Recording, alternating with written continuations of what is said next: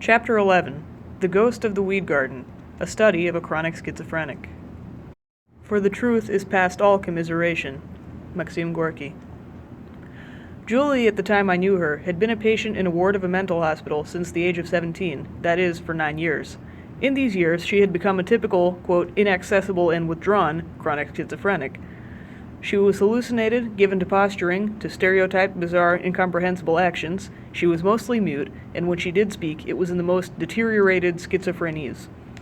On admission, she had been diagnosed as a hebephrenic and given a course of insulin without improvement, and no other specific attempts had been made to recall her to sanity. Left to herself, there is little doubt she would quickly have become physically entirely dilapidated, but her outward appearance was maintained by the almost daily attentions of her mother, in addition to the work of the nursing staff.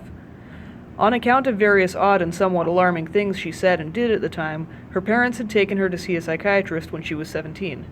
In her interview with the psychiatrist, he recorded that there was nothing particularly unusual about her nonverbal behavior in itself, but that the things she said were enough to establish the diagnosis of schizophrenia. In clinical psychiatric terminology, she suffered from depersonalization, derealization, autism, nihilistic delusions, delusions of persecution, omnipotence. She had ideas of reference and end-of-the-world fantasies, auditory hallucinations, impoverishment of affects, etc. She said the trouble was that she was not a real person. She was trying to become a person. There was no happiness in her life, and she was trying to find happiness. She felt unreal, and there was an invisible barrier between herself and others. She was empty and worthless. She was worried lest she was too destructive, and was beginning to think it best not to touch anything in case she caused damage. She had a great deal to say about her mother. She was smothering her, she would not let her live, and she had never wanted her. Since her mother was prompting her to have more friends, and to go out to dances, and wear pretty dresses, and so on the face of it, these accusations seemed palpably absurd. However, the basic psychotic statement she made was that a child had been murdered. She was rather vague about the details, but she said she had heard of this from the voice of her brother. She had no brother. She wondered, however, if this voice may not have been her own. The child was wearing her clothes when it was killed. The child could have been herself. She had been murdered either by herself or by her mother. She was not sure. She proposed to tell the police about it. Much that Julie was saying when she was 17 is familiar to us from the preceding pages. We can see the existential truth in her statements that she is not a person, that she is unreal, and we can understand what she was getting at when she said that she was trying to become a person, and how it may have come about that she felt at once so empty and so powerfully destructive.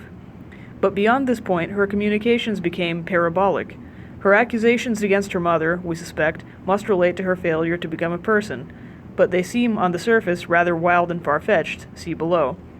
However, it is when she says that a child has been murdered that one's common sense is asked to stretch further than it will go, and she is left alone in a world that no one will share.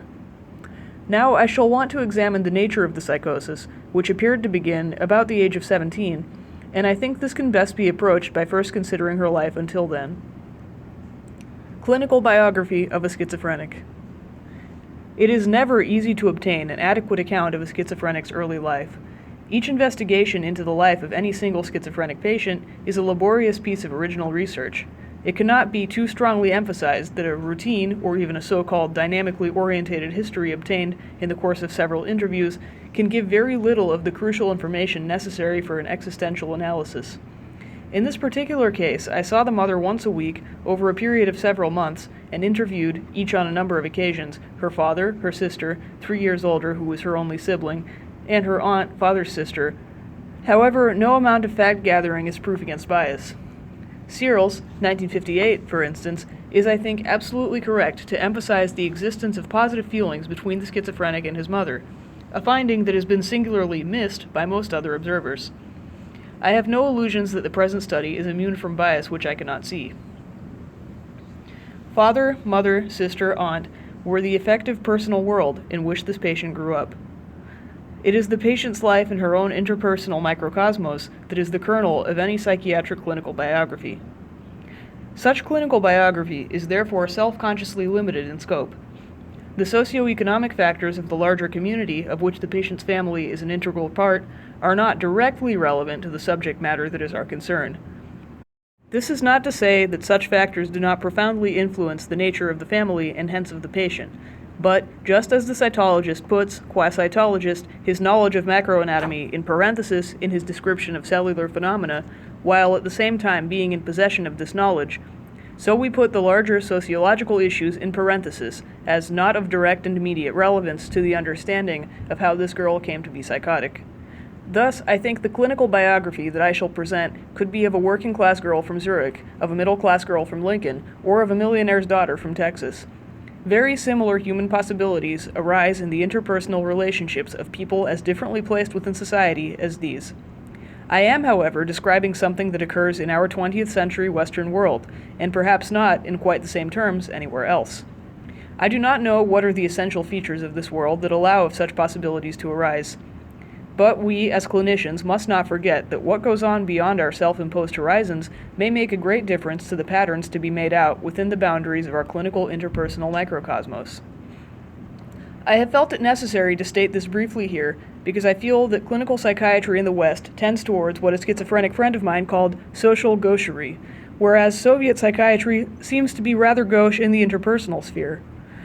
Although a clinical biography must, I believe, focus on the interpersonal sphere, this should be in such a way as not to be a closed system which excludes the relevance and principle of what one may temporarily place in parenthesis for convenience. Now, although each of the various people interviewed had his or her own point of view on Julie's life, they all agreed in seeing her life in three basic states or phases. Namely, there was a time when 1. The patient was a good, normal, healthy child until she gradually began 2. To be bad, to do or say things that caused great distress and which were on the whole put down to naughtiness or badness until 3. This went beyond all tolerable limits so that she could only be regarded as completely mad. Once the parents knew she was mad, they blamed themselves for not realizing it sooner. Her mother said, quote, "I was beginning to hate the terrible things she said to me, but then I saw she couldn't help it. She was such a good girl. Then she started to say such awful things. If only we had known. Were we wrong to think she was responsible for what she said? I knew she really could not have meant the awful things she said to me. In a way I blame myself, but in a way I'm glad that it was an illness after all. But if only I had not waited so long before I took her to a doctor." End quote. What is meant precisely by good, bad, and mad, we do not yet know. But we do now know a great deal. To begin with, as the parents remember it now, of course, Julie acted in such a way as to appear to her parents to be everything that was right. She was good, healthy, normal. Then her behavior changed, so that she acted in terms of what all the significant others in her world unanimously agreed was bad, until, in a short while, she was mad.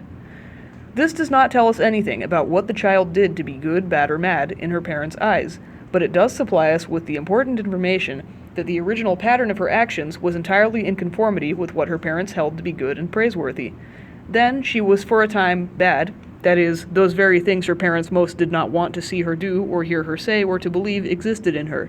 She came out with.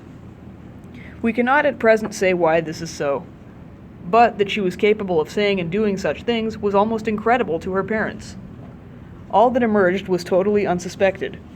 They tried at first to discount it, but as the offense grew, they strove violently to repudiate it. It was a great relief, therefore, when, instead of saying that her mother wouldn't let her live, she said that her mother had murdered a child. Then all could be forgiven. Poor Julie was ill. She was not responsible. How could I ever have believed for one moment that she meant what she said to me? I've always tried my best to be a good mother to her. We shall have occasion to remember this last sentence. These three stages in the evolution of the idea of psychosis in members of a family occur very commonly. Good, bad, mad. It is just as important to discover the way the people in the patient's world have regarded her behavior as it is to have a history of her behavior itself. I shall try to demonstrate this conclusively below, but at this point I would like to observe one important thing about the story of this girl as told to me by her parents. They did not suppress facts or try to be misleading. Both parents were anxious to be helpful and did not deliberately, on the whole, withhold information about actual facts. The significant thing was the way facts were discounted, or rather the way obvious possible implications in the facts were discounted or denied. We can probably best present a brief account of this girl's life by first grouping the events together within the parents' framework. My account is given predominantly in the mother's words. Phase 1. A normal and good child. Julie was never a demanding baby. She was weaned without difficulty. Her mother had no bother with her from the day she took off nappies completely when she was 15 months old. She was never a trouble, she always did what she was told. These are her mother's basic generalizations in support of the view that Julie was always a good child. Now, this is the description of a child who has in some way never come alive. For a really alive baby is demanding, is a trouble, and by no means always does what she is told. It may well be that the baby was never as perfect as the mother would like me to believe. But what is highly significant is that it is just this goodness which is Mrs. X's idea of what perfection is in a baby. Maybe this baby was not as perfect as all that. Maybe in maintaining this, the mother is prompted by some apprehensiveness lest I blame her in some way. The crucial thing seems to me to be that Mrs. X evidently takes just those things which I take to be expressions of an inner deadness in the child as expressions of the utmost goodness, health, and normality. The significant point, therefore, if we are thinking not simply of the patient abstracted from her family, but rather of the whole family system of relationships of which Julie was a part, is not that mother, father, aunt all describe an existentially dead child, but that none of the adults in her world know the difference between existential life and death. On the contrary, being existentially dead receives the highest commendation from them. Let us consider each of the above statements of the mother in turn. 1. Julie was never a demanding baby. She never cried really for her feeds. She never sucked vigorously. She never finished a bottle. She was always, quote, whiny and gurney. Narrator's note, I don't know what whiny and gurney means. I looked up, it's spelled weird, I looked it up, I'm only seeing it in this book. It's a mystery. She did not put on weight very rapidly. She never wanted for anything, but I felt she was never satisfied. Here we have a description of a child whose oral hunger and greed have never found expression. Instead of a healthy, vigorous expression of instinct in lusty, excited crying, energetic suckling, emptying the bottle, followed by contented, satiated sleep, she fretted continually, seemed hungry, yet, when presented with the bottle, sucked desultorily and never satisfied herself. It is tempting to try to reconstruct these early experiences from the infant's point of view. But here I wish to restrict myself only to the observable facts as remembered by the mother after over 20 years, and to make our constructions from these alone. As stated above, and this I believe an important fact when thinking of etiological factors, one of the most important aspects of this account is not simply that we get the picture of a child who, however physically alive, is not existentially becoming alive, but that the mother so far misunderstands the situation that she continues to rejoice in the memory of just those aspects of the baby's behavior which were most dead. The mother is not alarmed that the baby did not cry demandingly nor drain the bottle. That Julie did not do so is not sensed by her as an ominous failure of basic oral instinctual drives to find expression in fulfillment, but solely as a token of goodness. Mrs. X repeatedly emphasized that Julie had never been a demanding baby. This did not mean that she was not a generous person herself.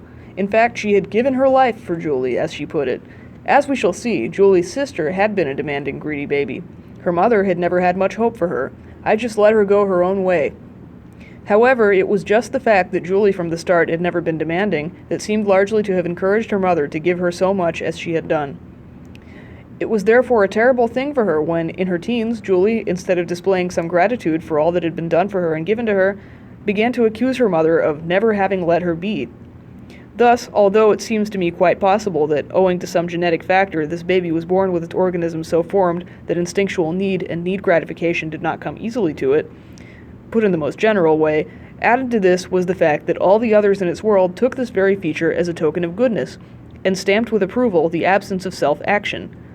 The combination of almost total failure of the baby to achieve self-instinctual gratification, along with the mother's total failure to realize this, can be noted as one of the recurrent themes in the early beginnings of the relation of mother to schizophrenic child. More research is needed to establish how specific this combination is. 2. She was weaned without any trouble. It is in feeding that the baby for the first time is actively alive with another. By the time of weaning, the ordinary infant can be expected to have developed some sense of itself as a being in its own right. It has a way of its own, and some sense of the permanence of the mother as prototypical other. On the basis of these achievements, weaning occurs without much difficulty. The baby at this stage is given to playing weaning games, in which he drops, say, a rattle to have it returned to him, drops it again to have it returned, drops it, and so on interminably. The baby seems here to be playing at an object going away, returning, the central issue of weaning, in fact. Moreover, the game has usually to be played his way, so that we find it natural to collude with him in maintaining the impression that he is in control. In Freud's case, the little boy kept his reel of string attached to him when he threw it away, in contrast to the fact that he could not keep his mother, thus under control, by an attachment to her apron strings. Now if, as we have inferred, this girl was, in early months, not achieving the autonomy that is the prerequisite for the ability to go one's own way, to have a mind of her own, then it is not surprising that she should appear to be weaned without difficulty, although it could hardly be called weaning when the infant is giving up something it has never had. In fact, one could hardly speak of weaning having occurred at all in Julie's case. Things went so smoothly at this time that her mother could recall very few actual incidents. However, she did remember that she played a throwing away game with the patient. Julie's elder sister had played the usual version of this game and had exasperated Mrs. X by it. I made sure that she, Julie, was not going to play that game with me. I threw things away and she brought them back to me as soon as she could crawl. It is hardly necessary to comment on the implications of this inversion of roles for Julie's failure to develop any real ways of her own. She was said to have been precocious in walking, just over 1 year, and would scream if she could not get to her mother across the room quickly enough. The furniture had to be rearranged because Julie was terrified of any chairs that came between her and me. Her mother interpreted this as a token of how much her daughter had always loved her. Until she is 3 or 4, she nearly went crazy if her mother was out of her sight for a moment. This seems to lend confirmation to the suggestion that she was never really weaned because she had never reached the stage when weaning, in any more than a physical sense, could take place. Since she had never established an autonomous self-being, she could not begin to work through the issues of presence and absence to the achievement of the ability to be alone by herself, to the discovery that the physical presence of another person was not necessary for her own existence, however much her needs or desires may have been frustrated. If an individual needs another in order to be himself, it presupposes a failure fully to achieve autonomy, i.e., he engages in life from a basically insecure ontological position. Julie could be herself neither in her mother's presence nor in her absence. As far as her mother remembers, she was never actually physically out of earshot of Julie until she was almost 3. 3. She was clean from the moment the nappies were taken off at 15 months. One may note at this point that it is not unusual to find in schizophrenics a precocious development of bodily control, although it is not known how they compare with others in this respect. One is certainly often told by parents of schizophrenics of how proud they were of their children because of their precocious crawling, walking, bowel and bladder functioning, talking, giving up crying, and so on. One has to ask, however, in considering the conjunction between what the parent is proud to tell about and what the child has achieved, how much of the infant's behavior is an expression of its own will. The question is not how good or how naughty a child is, but whether the child develops a sense of being the origin of his own actions, of being the source from which his actions arise, or whether the child feels that his own actions are generated not from within himself but from within the mother, despite possibly giving every appearance of being the agent of his acts. See the person in hypnosis who is under orders to pretend to be autonomous. It can happen that the body may perfect its skills and thus do all that is expected of it, yet genuine self-action seems never to have become established to any extent, but instead all action is in almost total compliance and conformity with outside directives. In Julie's case, her actions appear to have been trained by her mother, but she was not in them. This must have been what she meant by saying that she had never become a person, and in her constant reiteration as a chronic schizophrenic, that she was a told bell, or told bell. In other words, she was only what she was told to do. For she always did what she was told. As we remarked earlier about telling the truth and lying, there are good reasons for being obedient, but being unable to be disobedient is not one of the best reasons. So far in Mrs. X's account, one is unable to see that the mother recognized in Julie any possibilities other than her being what Julie herself called the told bell. She gave her life to the told bell, but she totally denied, and still did 25 years later, the possibility that this good, obedient, clean little girl, who so loved her that she nearly went crazy when separated from her if only by a chair, was petrified into a thing, too terror-stricken to become a person. 5. She was never a trouble. It was now clear that from the time that this patient emerged beyond the early months of life, she was without autonomy. She had never, as far as can be judged from what her mother remembers, developed ways of her own. Instinctual needs and gratifications had never found any expression through channels of bodily activity. Real satisfaction arising from real desire for the real breast had not occurred in the first instance. Her mother regarded the consequences of this with the same approval as she did its first manifestations. She would never take too much cake. You just had to say, "That's enough, Julie," and she wouldn't object. We noted earlier how it may come about that hatred is expressed only in and through the very compliance of the false self system. Her mother commended her obedience, but Julie began to carry her obedience to such lengths that it became impossible. Thus she had a spell at about the age of 10 when she had to be told everything that was going to happen in the course of the day and what she was to do. Every day had to begin with such a catalog. If her mother refused to comply with this ritual, she would start to whimper. Nothing would stop this whimpering, according to her mother, but a sound thrashing. As she grew older, she would not use any money she was given herself. Even when encouraged to say what she wanted or to buy a dress herself or to have friends like other girls, she would not express her own wishes. She had to have her mother to buy her clothes, and she showed no initiative in making friends. She would never take a decision of any kind. Besides the whimpering mentioned above, there were a few other occasions in childhood when Julie upset her. She had a spell during the years from 5 to 7 when she bit and tore at her nails. From the first beginnings of speech, she had a tendency to turn words round back to front. Suddenly, at the age of 8, she started to overeat, and continued in this for some months before reverting to her usual half-hearted way of eating. Her mother, however, discounted such things as transitory phases. One has in them, nevertheless, sudden glimpses of an inner world of violent destructiveness, with a short-lived, desperate access of manifest greed, which, however, soon became curbed and submerged again. 2. The bad phase. From about 15, her behavior changed, and from being such a good girl, she became bad. At this time also, her mother's attitude had begun to change towards her. Whereas previously she had thought it right and proper that Julie should be with her as much as possible, now she began to urge her to get out more, have friends, go to the pictures, and even to dances, and have boyfriends. All these things the patient obstinately refused to do. Instead, she would sit and do nothing, or wander the streets, never telling her mother when she would be back. She kept her room extravagantly untidy. She continued to cherish a doll, which her mother felt she should now have grown out of. We shall have occasion to return to this doll later. Julie's diatribes against her mother were endless, and were always on the same theme. She would accuse her mother of not having wanted her, of not letting her be a person, of never having let her breathe, of having smothered her. She swore like a trooper. Yet to other people she could be charming when she wanted. So far, we have considered only the relationship of Julie with her mother. But now, before we can go further, we must say a word about the total family constellation. In recent years, the concept of a schizophrenogenic mother has been introduced. Fortunately, an early witch hunt quality about the concept has begun to fade. This concept can be worked out in various rather different ways, but it can be stated in the following terms. There may be some ways of being a mother that impede rather than facilitate or reinforce any genetically determined inborn tendency there may be in the child towards achieving the primary developmental stages of ontological security. Not only the mother, but also the total family situation may impede rather than facilitate the child's capacity to participate in a real shared world as self with other.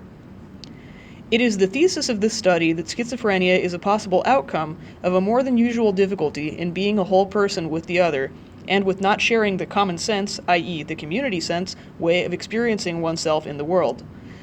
The world of the child, as of the adult, is, quote, a unity of the given and the constructed, Hegel.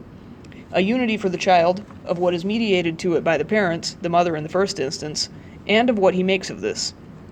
The mother and father greatly simplify the world for the young child, and as his capacity grows to make sense, to inform chaos with pattern, to grasp distinctions and connections of greater and greater complexity, so, as Buber puts it, he is led out into a feasible world. But what can happen if the mother's or the family's scheme of things does not match what the child can live and breathe in? The child then has to develop its own piercing vision and to be able to live by that, as William Blake succeeded in doing, as Rimbaud succeeded in stating, but not in living, or else become mad. It is out of the earliest loving bonds with the mother that the infant develops the beginnings of a being for itself.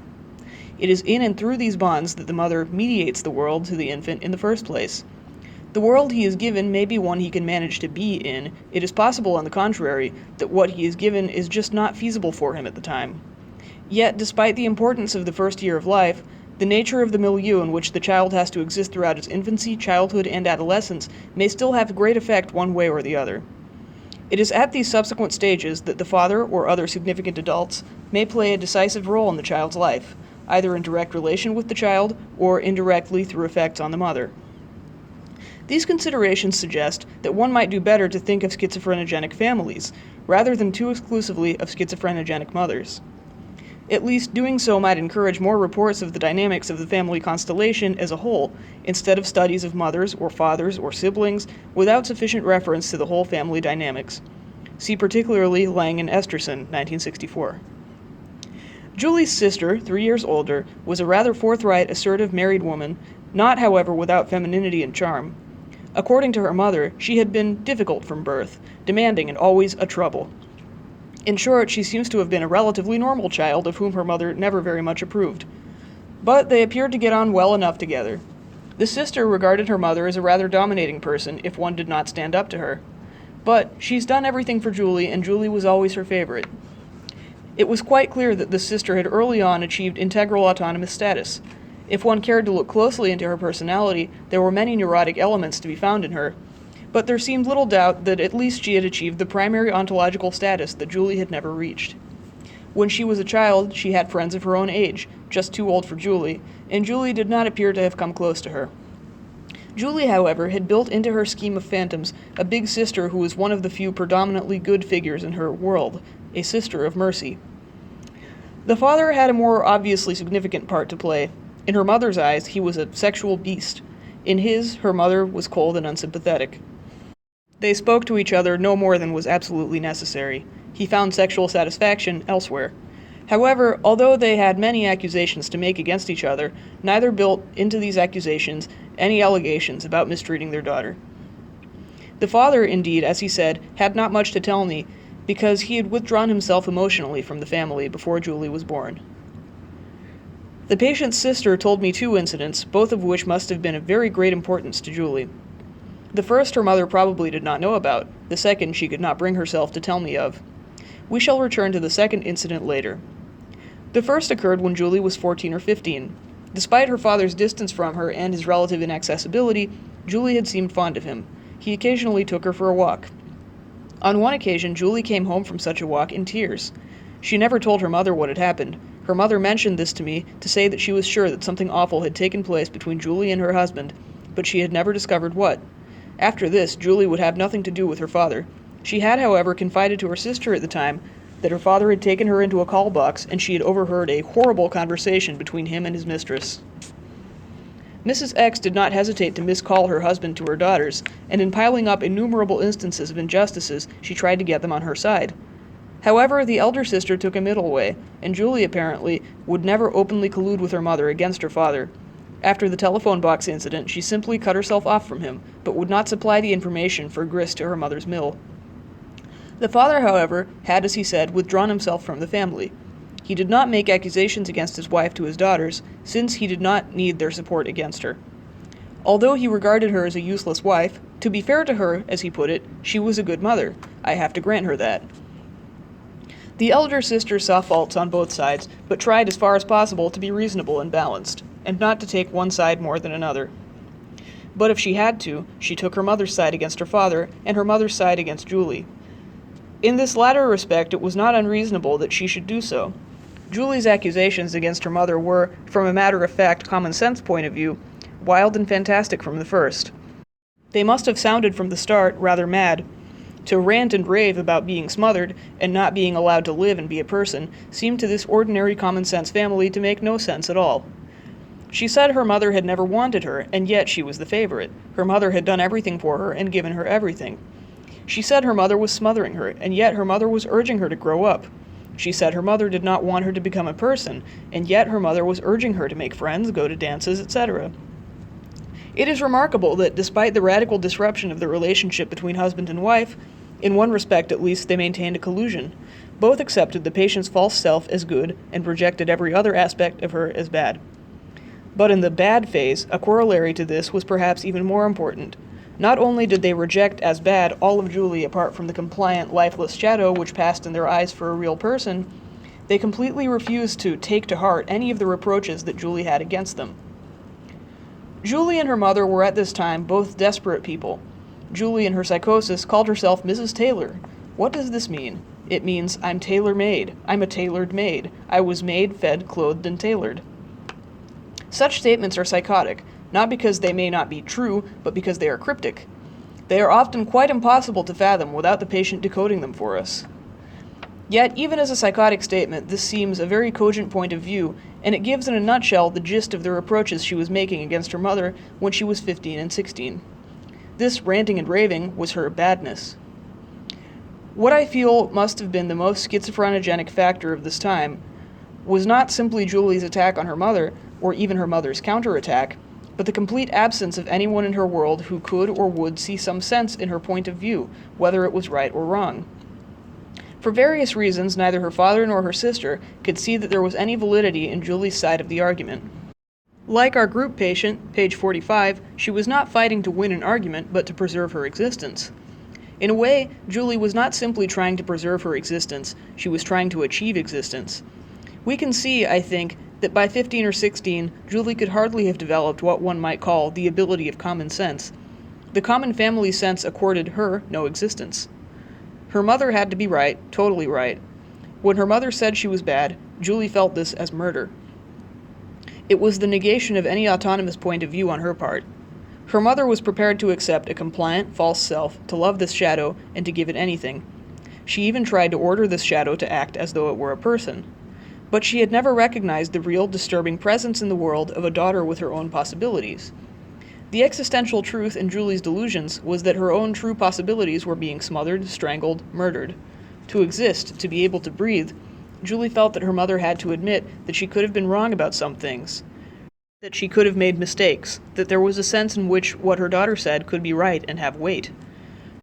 Putting it in one way, one might say that Julie needed to be allowed to project some of her bad self into her mother, and to be allowed to take some goodness out of her mother, not merely to be given it all the time. But to the whole family, Julie was trying to prove white was black. Reality did not yield. She began to convert existential truth into physical facts. She became deluded. If she began by accusing her mother of never having let her live, in an existential sense, she ended by talking and acting more than half as though her mother had, in a legal sense, actually murdered an actual child. And it was quite clearly a relief to the family when they could then pity her and no longer have to vindicate themselves by condemning her. Only her father, in a curious way, treated her as a responsible person. He never admitted that she was mad. To him, she was wicked. He was not taken in by her game. It was all an expression of spite and ingratitude. He regarded what we called her catatonic negativism as sheer thrownness, her hypophrenic symptoms as vindictive silliness. He was the only one of the family who did not pity her. On some of his occasional visits, he was known to have shaken and pinched her and twisted her arm to get her to stop it. Phase 3. Mad. Julie's basic accusation was that her mother was trying to kill her. When she was 17, an incident occurred that was probably the efficient cause in the transition from being bad to being mad. This is the second circumstance told me by the sister. Until the age of 17, Julie had a doll. She had had this doll from infancy. She dressed and clothed it, played with it in her room. No one knew quite in what way. It was a secret enclave in her life. She called it Julie Doll. Her mother became more and more insistent that she could give up this doll because she was a big girl now. One day the doll was gone. It was never known whether Julie had thrown it out or whether her mother had put it away. Julie accused her mother. Her mother denied that she had done anything to the doll and said that Julie must have lost it herself. It was shortly after this that Julie was told by a voice that a child wearing her clothes had been beaten to a pulp by her mother, and she proposed to go to the police to report this crime. I said that either Julie or her mother disposed of the doll because it seems highly probable that at this stage her mother, for Julie, was already more an archetypal destroyer than her real mother outside. When Julie said that her mother killed the doll, it is quite possible that she did so, that is, that her internal mother had done so. However it happened, in fact the action was catastrophic, for Julie was evidently closely identified with the doll. In her play with the doll was herself and she was its mother. Now it is possible that in her play she became more and more the bad mother who finally killed the doll. We shall see later that in her psychosis the bad mother acted out and spoke through her a good deal. If the doll had been destroyed by her actual mother, who had admitted it, the event might even have been less catastrophic. Julie's shreds of sanity at this stage depended on the possibility of being able to lodge some bad in her actual mother. The impossibility of doing this in a sane way was one of the factors that contributed to a schizophrenic psychosis. The ghost of the weed garden. At some stage, a machine which was previously assembled in an all-over manner may find its connections divided into partial assemblies with a higher or lower degree of independence. Norbert Wiener, The Human Use of Human Beings. The remarks that follow apply to Julie and to other chronic schizophrenics of the hebephrenic catatonic type. They are not intended to encompass all forms of chronic psychotic states, where splitting in one form or other is very evident. In particular, they are at least applicable to paranoid psychoses, where there is a much greater integration of the personality of a kind than that found in Julie and those like her. Julie's self-being had become so fragmented that she could best be described as living a death-in-life existence in a state approaching chaotic non-entity. In Julie's case, the chaos and lack of being and identity were not complete, but in being with her, one had for long periods that uncanny praecox feeling, from the term dementia praecox, formerly used to denote what we now generally call a form of schizophrenia occurring in young people, which was thought to go on to a conclusion of chronic psychosis. This praecox feeling should, I believe, be the audience's response to Ophelia when she has become psychotic. Clinically, she is laterally undoubtedly a schizophrenic. In her madness, there is no one there. She is not a person. There is no integral selfhood expressed through her actions or utterances. Incomprehensible statements are said by nothing. She has already died. There is now only a vacuum where there was once a person. In being with her, one had for long periods that uncanny praecox feeling described by the German clinicians, i.e., of being in the presence of another human being and yet feeling that there was no one there. Even when one felt that what was being said was an expression of someone, the fragment of a self behind the words or actions was not Julie. There might be someone addressing us, but in listening to a schizophrenic, it is very difficult to know who is talking, and it is just as difficult to know whom one is addressing. In listening to Julie, it was often as though one were doing group psychotherapy with the one patient. Thus, I was confronted with a babble or jumble of quite disparate attitudes, feelings, expressions of impulse. The patient's intonations, gestures, mannerisms change their character from moment to moment. One may begin to recognize patches of speech or fragments of behavior cropping up at different times, which seem to belong together by reason of similarities of the intonation, the vocabulary, syntax, the preoccupations in the utterance, or to cohere as behavior by reason of certain stereotyped gestures or mannerisms. It seemed, therefore, that one was in the presence of various fragments or incomplete elements of different personalities in operation at the one time. Her word salad seemed to be the result of a number of quasi-autonomous partial systems striving to give expression to themselves out of the same mouth at the same time. This impression is strengthened, though hardly made the less confusing, by the fact that Julie seemed to speak of herself in the first, second, or third person. One requires an intimate knowledge of the individual patient before one can be in a position to say anything about the significance of this. This is true in all other aspects of schizophrenic activity. Janet has differentiated dissociation, or splitting into molar splits and molecular splits. The hysterical split personality is a molar split. Schizophrenia consists of molecular splitting. In Julie's case, there seemed to be both. The overall unity of her being had broken up into several partial assemblies, or partial systems, quasi-autonomous complexes, inner objects, each of which had its own little stereotyped personality, molar splitting. In addition, any actual sequence of behavior was fragmented in a much more minute manner, molecular splitting. Even the integrity of words, for instance, would be disrupted. It is not surprising, therefore, that we speak of the inaccessibility and praecox feeling in such a case as this. With Julie, it was not difficult to carry on a verbal exchange of a kind, but without her seeming to have any overall unity, but rather a constellation of quasi-autonomous partial systems, it was difficult to speak to her. However, one must not think primarily in terms of any mechanical analogy, since even this state of near-chaotic non-entity was by no means irreversible and fixed in its disintegration. She would sometimes marvelously come together again and display a most pathetic realization of her plight.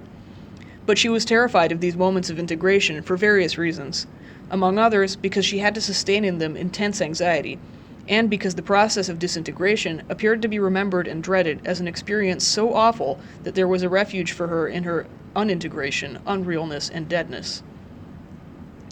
Julie's being as a chronic schizophrenic was thus characterized by lack of unity and by division into what might variously be called partial assemblies, complexes, partial systems, or internal objects.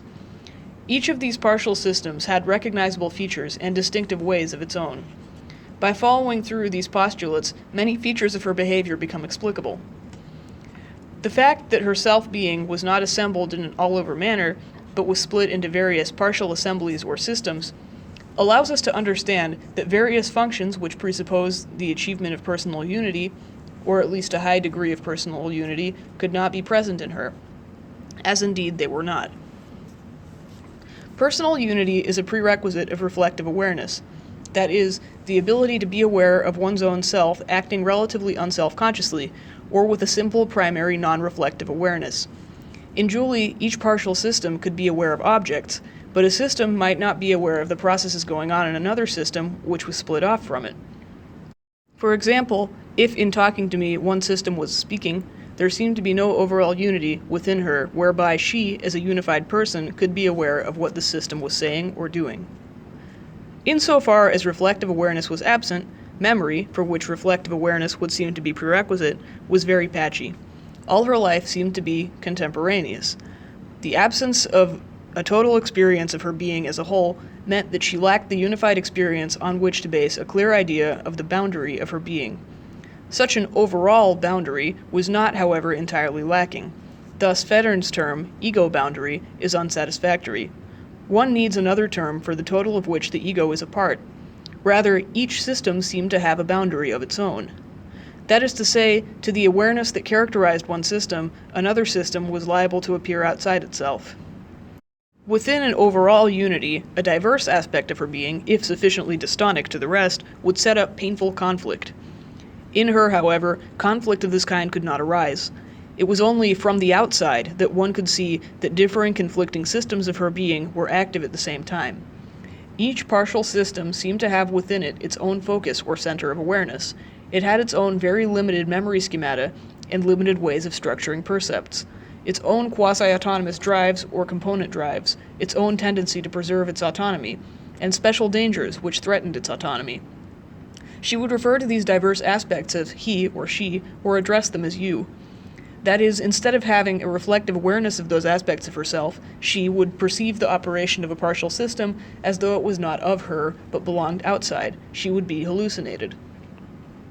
Together with the tendency to perceive aspects of her own being as not her, was the failure to discriminate between what objectively was not her and what was her. This is simply the other aspect of the lack of an overall ontological boundary. She might, for instance, feel that rain on her cheek was her tears. William Blake, in his description of split states of being in his prophetic books, describes a tendency to become what one perceives. In Julie, all perception seemed to threaten confusion with the object. She spent much of her time exercising herself with this difficulty. That's the rain. I could be the rain. That chair, that wall, I could be that wall. It's a terrible thing for a girl to be a wall.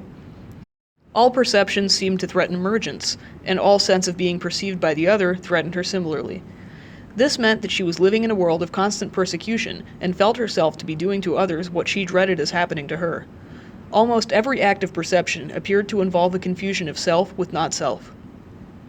The ground was prepared for this confusion by the fact that, since large aspects of her person were partially outside herself, it was easy to confuse those split-off aspects of her being with other people, e.g. her confusion of her conscience with her mother, and her mother with her conscience. To love was therefore very dangerous. To like equals to be like equals to be the same as. If she likes me, she is like me, she is me. Thus she began by saying that she was my sister, my wife, she was a McBride, I was life, she was the bride of life. She developed my mannerisms, she had the tree of life inside her, she was the tree of life. Or again, she is thinking thoughts A, B, C. I express closely similar thoughts, A1, B1, C1. Therefore, I have stolen her thoughts. The completely psychotic expression of this was to accuse me of having her brains in my head. Conversely, when she copied or imitated me, she was liable to expect retribution from me for coming out with a bit of me which she felt she had stolen. Of course, the degree of emergence fluctuated from moment to moment. Stealing, for instance, presupposes some boundary between self and not self. We shall now illustrate and elaborate the above points by examples. One of the simplest instances of the operation of a split of her being into two partial assemblies is seen when she issued herself an order and proceeded to obey it. She was doing this continually, either under her breath, out loud, or by hallucinations. Thus, she would say, "Sit down, stand up," and she would sit down and stand up. Or a hallucinated voice, the voice of one partial system, would issue the order and she, the action of another partial system, would obey it. Another common simple instance was when she would say something which she would greet with derisive laughter, incongruity of thought and affect. Let us suppose that the statement emanates from system A and the laughter from system B. Then A says to me, "She's a royal queen," while B laughs derisively. A good deal of what appeared to be something akin to jamming went on. A would say something relatively coherently, and then it would become jumbled up, and B would start to speak. A would break in again to say, "She, B, has stolen my tongue." These various partial systems could be identified, at least to some extent after getting to know her, by reason of the consistency of the role each played in what one might call the intrapersonal group they comprised. For instance, there was the peremptory bully who was always ordering her about. The same peremptory voice would make endless complaints to me about this child. "This is a wicked child. This child is wasted time. This child is just a cheap tart. You'll never do anything with this child." The "you" here might be referring directly to me, or to one of her systems, or I could be embodying this system. It was evident that this bullying figure within her was for much of the time the boss. She did not think much of Julie. She did not think Julie would get well, nor that she was worth getting better. She was neither on her side nor on my side. It would be appropriate to call this quasi-autonomous partial system a bad internal mother. She was basically an infernal female persecutor who contained in concentrated form all the bad that Julie ascribed to her mother. Two other partial systems could be readily identified. One fulfilled the role of an advocate on her behalf to me, and a projector or buffer against persecution. She frequently referred to Julie as her little sister. Phenomenologically, therefore, we may refer to this system as her good sister. The third partial system that I shall introduce was an entirely good, compliant, propitiating little girl. This seemed to be a derivative of what some years before was probably a system very similar to the false self system I have described in schizoid cases. When this system spoke, she said, "I'm a good girl. I go to the lavatory regularly." There were derivations also of what seemed to have been an inner self, which had become almost completely volatilized into pure possibility. Finally, as I remarked earlier, there were periods of precarious sanity in which she spoke in a pathetically scared, barely audible tone, but seemed to be more nearly speaking in her own person than at any other time. Let us now consider these various systems operating together. The examples I give are of her more coherent utterances. "I was born under a black sun. I wasn't born. I was crushed out. It's not one of those things you get over like that.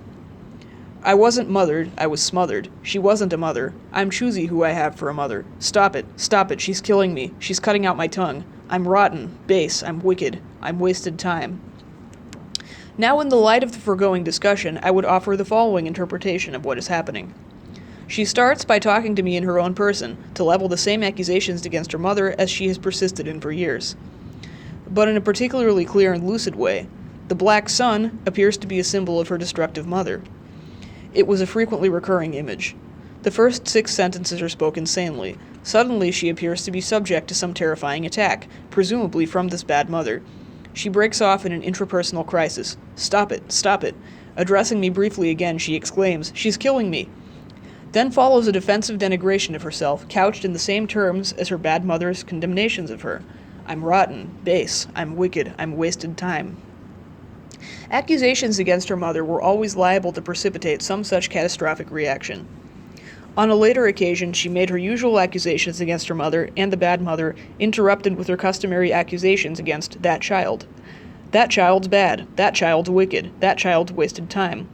I interrupted these remarks to say, "Julie's frightened of being killed by herself for saying these things."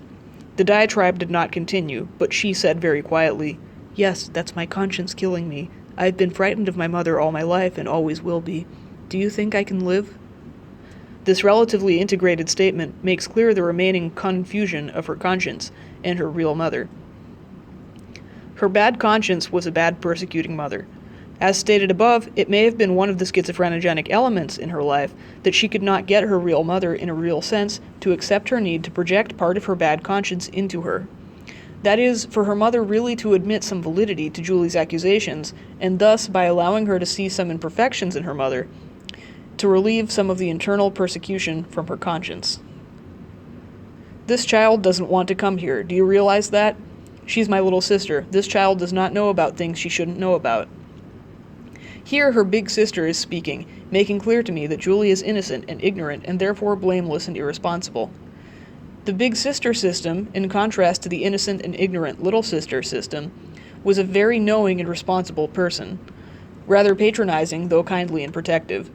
However, she is not on the side of Julie, the little sister growing up, and is always speaking for the little sister. She wishes to maintain the status quo.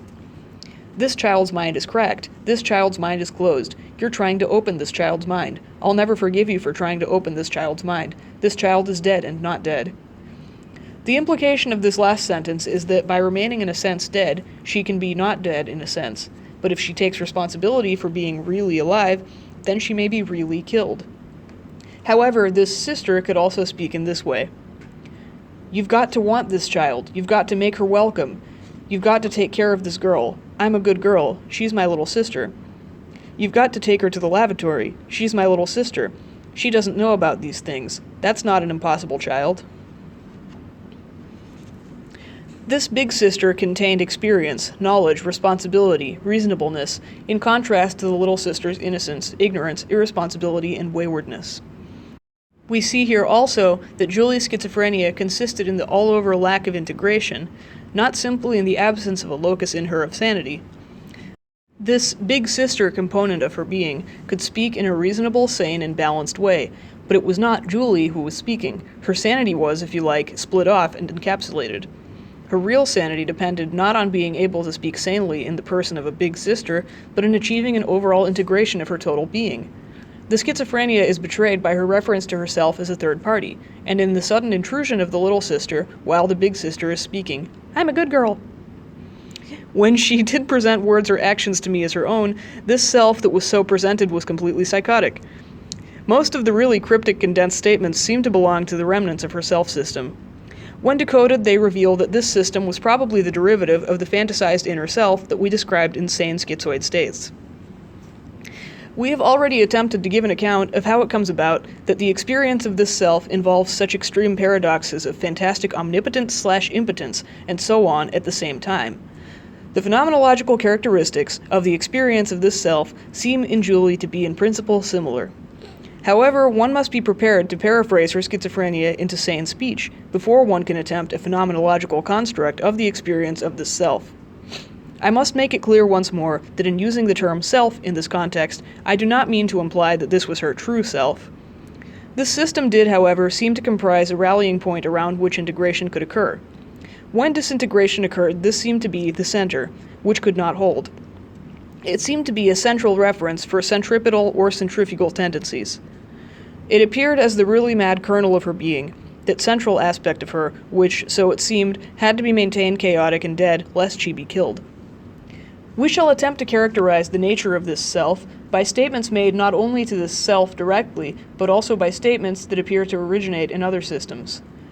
There are not a great many of these statements, at least by the self in person, as it were. During her years in hospital, many of them probably had become run together, to result in constantly reiterated short telegraphic statements containing a great wealth of implications. As we saw above, she said she had the tree of life inside her. The apples of this tree were her breasts. She had 10 nipples, her fingers. She had all the bones of a brigade of the Highland Light Infantry. She had everything she could think of. Anything she wanted, she had and she had not immediately at the one time. Reality did not cast its shadow or its light over any wish or fear. Every wish met with instantaneous phantom fulfillment, and every dread likewise instantaneously came to pass in a phantom way. Thus she could be anyone, anywhere, anytime. I'm Rita Hayworth. I'm Joan Blondell. I'm a royal queen. My real name is Julianne. She's self-sufficient, she told me. She's the self-possessed. But this self-possession was double-edged. It had also its dark side. She was a girl possessed by the phantom of her own being. Herself had no freedom, autonomy, or power in the real world. Since she was anyone she cared to mention, she was no one. I'm thousands. I'm an individe you all. I'm a no-un, i.e. a none, a noun, a no one single person. Being a nun had very many meanings. One of them was contrasted with being a bride. She usually regarded me as her brother, and called herself my bride, or the bride of Lily Lovely Lifely Life. Of course, since life and me were sometimes identical for her, she was terrified of life, or me. Life, me, would mash her to pulp, burn her heart with a red-hot iron, cut off her legs, hands, tongue, breasts. Life was conceived in the most violent and fiercely destructive terms imaginable. It was not some quality about me or something I had, e.g. a phallus equals a red-hot iron. It was what I was. I was life. Notwithstanding having the tree of life inside her, she generally felt that she was the destroyer of life. It was understandable, therefore, that she was terrified that life would destroy her. Life was usually depicted by a male or phallic symbol, but what she seemed to wish for was not simply to be a male herself, but to have a heavy armamentarium of the sexual equipment of both sexes, all the bones of a brigade of the Highland Light Infantry and 10 nipples, etc. She was born under a black sun. She's the Occidental sun. The ancient and very sinister image of the black sun arose quite independently of any reading. Julie had left school at 14, had read very little, and was not particularly clever. It was extremely unlikely that she would have come across any reference to it, but we shall forgo discussion of the origin of the symbol, and restrict ourselves to seeing her language as an expression of the way she experienced being in her world. She always insisted that her mother had never wanted her, and had crushed her out in some monstrous way rather than give birth to her normally. Her mother had wanted and not wanted a son. She was an Occidental son, i.e., an accidental son whom her mother out of hate had turned into a girl. The rays of the black sun scorched and shriveled her. Under the black sun, she existed as a dead thing. Thus, I'm the prairie, she's a ruined city. The only living things in the prairie were wild beasts. Rats infested the ruined city. Her existence was depicted in images of utterly barren, arid desolation. This existential death, this death in life, was her prevailing mode of being in the world. She's the ghost of the weed garden. In this death there was no hope, no future, no possibility. Everything had happened. There was no pleasure, no source of possible satisfaction or possible gratification, for the world was as empty and dead as she was. The pitcher is broken, the well is dry. She was utterly pointless and worthless. She could not believe in the possibility of love anywhere. She's just one of those girls who live in the world. Everyone pretends to want her and doesn't want her. I'm just leading the life now of a cheap tart. Yet, as we saw from earlier statements, she did value herself, if only in a phantom way. There was a belief, however psychotic a belief it was still a form of faith in something of great value in herself, that there was something of great worth, deeply lost or buried inside her, as yet undiscovered by herself or by anyone. If one could go deep into the depth of the dark earth, one would discover the bright gold, or if one could get fathoms down, one would discover the pearl at the bottom of the sea. This concludes The Divided Self by R.D. Laing. Thanks for joining me. Thanks for the likes. My first attempt at an audiobook took half a year, starting in October. I'm starting now on Letters from a War Zone. Hopefully that'll take less long. It's also a bit of an easier read for me. Be sure to comment, like, and subscribe.